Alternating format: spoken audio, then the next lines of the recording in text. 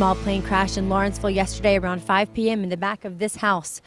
I'm Rachel Garrett for GBC News. The pilot died, but the other 3 passengers are still alive with just minor wounds. Firefighters and police worked all night to secure the area where the crash occurred. The plane had just taken off from nearby Briscoe Field Airport moments before plunging into a backyard on Simmons Street near Simmons Circle. We arrived on the scene, had a plane that was behind the house that had gone down in a wooded area.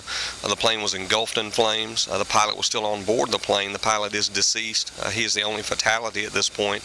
Captain Rutledge says there is a bright spot despite the pilot's death. But very fortunate that the plane did not injure anyone on the ground or slam into any houses in this area. This is a residential area, and so again, we're very fortunate the plane did not hit any structures or injure anyone on the ground. Mavis Burson lives down the street and describes her reaction to the crash.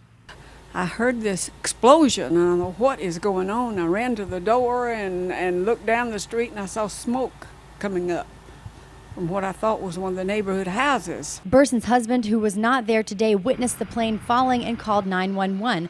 Burson said this is not the first time something like this has happened here.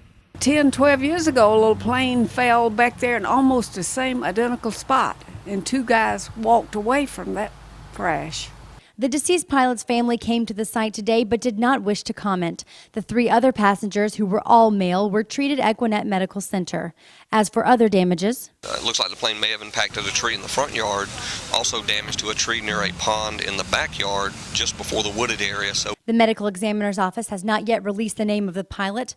The Federal Aviation Administration and the National Transportation Safety Board are still trying to determine what caused the crash.